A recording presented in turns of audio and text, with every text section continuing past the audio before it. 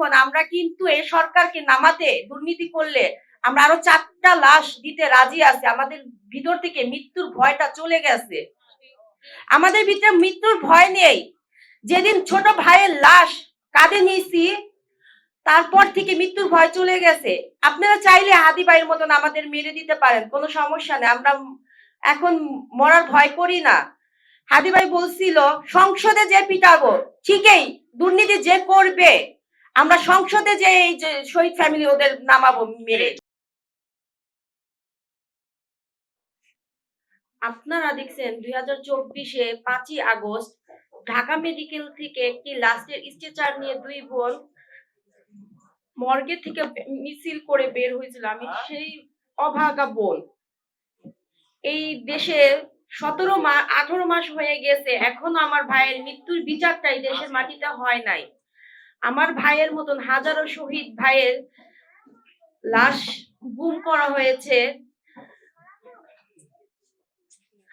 তাদের মৃত্যুর বিচার এ সরকার করতেছে না।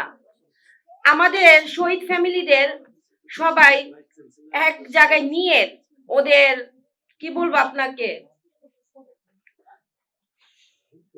কোন প্রোগ্রাম করলে এনসিপি আমাকে আর আমার ছোট বোন এনসিপি ওদের নাম উদ্ঘাটনের জন্য নিয়ে গেছিল। এই এনসিপি নাহিদ ভাই, আসিফ ওদের কাছে যখন আমাদের প্রয়োজনে আমরা শহীদ ফ্যামিলি গেছি তখন ওরা আমাদের পাত্তা দেয় নাই, কিন্তু ওদের প্রয়োজনে আমাদের শহীদ ফ্যামিলিদের সব জায়গায় নিয়ে দাঁড়া করায়, বলে আমরা শহীদ ফ্যামিলির পাশে আছি। তোমরা যদি সত্যি শহীদ ফ্যামিলির পাশে থাকো তাহলে এতগুলো শহীদ ফ্যামিলিদের কখনো তোমরা তো আশা দেখো নাই ওরা কি ভাবে আছে। ওদের নাহিদ ভাইকে নিয়ে গেছিল যে আপনাদের যারা মারা গেছে, যাদের পরিচয় নাই, তাদের ডিএনএ টেস্টের জন্য তারা রায়বাগ কবরস্থানে নিয়ে গেছে, সেটাও হ্যাঁ সঠিকভাবে করতে পারে নাই, কিন্তু আমাদের নাম বেঁচে বেঁচে ওনারা ঠিকই খাইতে আছে। আবার আমার ভাই রাব্বি 17 বছর, ওনারা বিএনপিরা বলে আমার ভাই রাজনীতি করতো, বিএনপি দলে আছে, ঠিক আছে, কিন্তু আমার ভাই একজন রাজনীতিবিদ। তাহলে এটা 17 বছরের বাচ্চা যদি একটা রাজনীতিবিদ হয় তাহলে ওই বাচ্চার ফ্যামিলি কিভাবে বেঁচে আছে তার তো তারেক জিয়ার দেখার উচিত। আমার দলের কর্মী এই বাচ্চার ফ্যামিলিটা কিভাবে আছে আপনারা কেন নাম বেচার জন্য বলেন? আমার দলের এই লোক, আমার দলের এই এতজন শহীদ হয়েছে, তাহলে দলের মানুষের সাথে পাশে থাকুন আপনারা।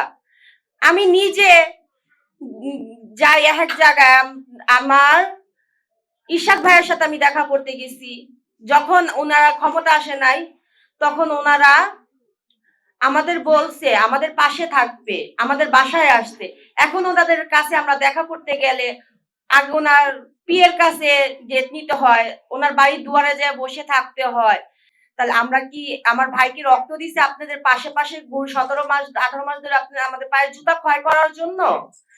আমাদের ঘর থেকে যদি একটা লাশ বের হয়েছে এখন, আমরা কিন্তু এই সরকারকে নামাতে দুর্নীতি করলে আমরা আরো 4টা লাশ দিতে রাজি আছি। আমাদের ভিতর থেকে মৃত্যুর ভয়টা চলে গেছে।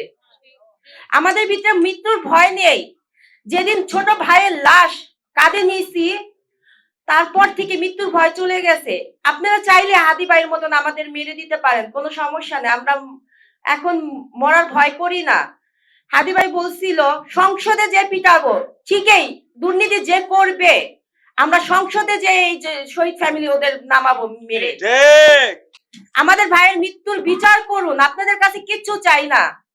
আমার ভাইয়ের মৃত্যুর বিচার করুন, আর যে ওয়াদাগুলা দিয়েছেন শহীদ ফ্যামিলি ও আহতদের সেটা পূরণ করুন, পুনর্বাসন দেন তাদের। আমরা আপনাদের কাছে ভিক্ষাবৃত্তি চাচ্ছি না। প্রত্যেকটা শহীদ ফ্যামিলিদের চাকরির ব্যবস্থা করেন, তাদের বৃদ্ধ বাবা মার পাশে দাঁড়ান। তা আপনি লন্ডন থেকে বলছিলেন আমি এসে শহীদ ফ্যামিলিদের পাশে থাকবো, শহীদ ফ্যামিলিদের পাশে আপনারা কোথায় আছেন? বড় করে প্রেস মিট করলেন, সেটাতে শহীদ ফ্যামিলিদের পাশে থাকা বলে না, বাস্তবে শহীদ ফ্যামিলিদের পাশে থাকুন।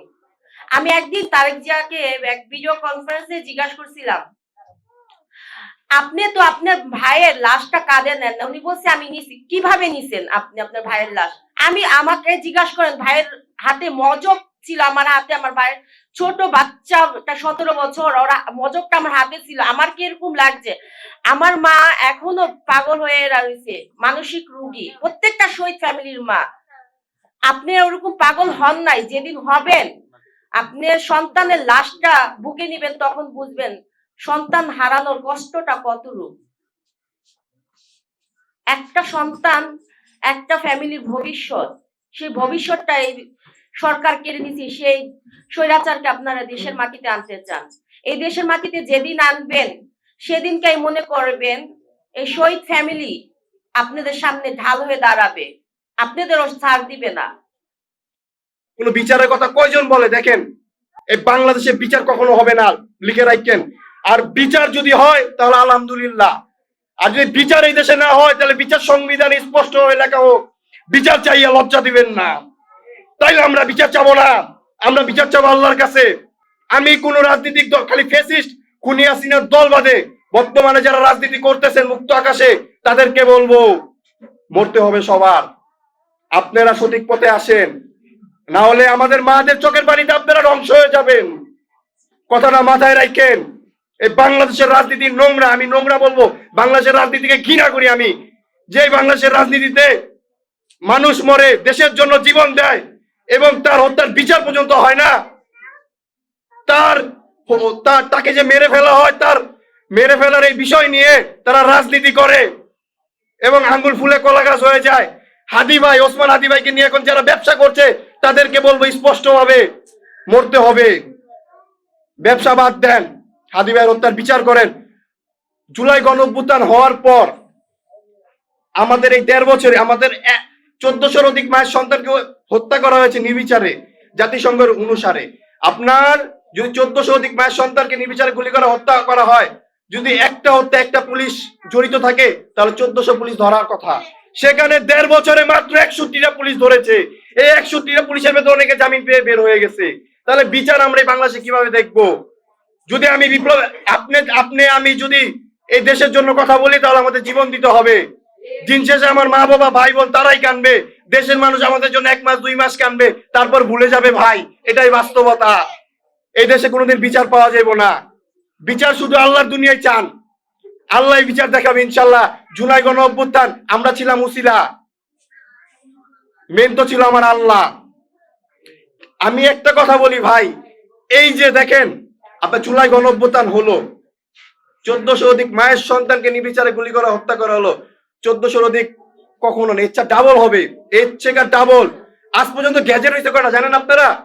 জাতিসংঘের হিসাবে ১৪০০ মায়ের সন্তানকে নির্বিচারে গুলি করা হয়েছে, গ্যাজেট হয়েছে মাত্র ৮৫০। এবার আসেন কবর নিয়ে। যেই দেশে কবর নিয়ে কবরের টাকা খায়, যে দেশের ইন্টারিম সরকার বলেন, রাজনৈতিক দলরা বলেন, ইন্টারিম সরকার থাকা অবস্থায়, ইন্টারিম সরকার তো চলে গেছে, এখন তো আমাদের বিএনপি সরকার আসছে। দুঃখের কথা, আমি আমার ভাইয়ের কবরটা আজও সংস্কার করতে পারিনি। আমার মতো এখানে যারা আছে তাদের সবাইকে প্রশ্ন করেন, সবাই বেশিরভাগ মানুষের বলবে যে আমার স্বজনের কবরের সংস্কার এখনো হয় নাই। কিন্তু গ্যাজেট ৮৫০-র উপরে হয়েছে, এই অনুসারে টাকা বরাদ্দ হয়েছে ২ লাখ টাকা করে প্রত্যেকটা কবরে। কিন্তু আপনি দেখেন কবর সংস্কার মনে ৪০০ হয় নাই। এই দেশে কবরের টাকাও মেরে খায়। তা কি বলবো ভাই বলেন? এরা তো মরণের চিন্তা করে না ভাই, এরা চিন্তা করে যে আগে আমি খাই। কারণ ওদের তো সন্তান হারায় নাই, ওদের তো স্বজন হারায় নাই। ওরা স্বজন হারানোর বেদনা কিভাবে বুঝবে? ওরা হাসিনার মতো মিডিয়ার সামনে বলবে স্বজন হারানোর বেদনা আমরা বুঝি। আমার ওসমান হাদি ভাই মারা যাওয়ার আগে বলছিল আমাকে হুমকি করা হচ্ছে।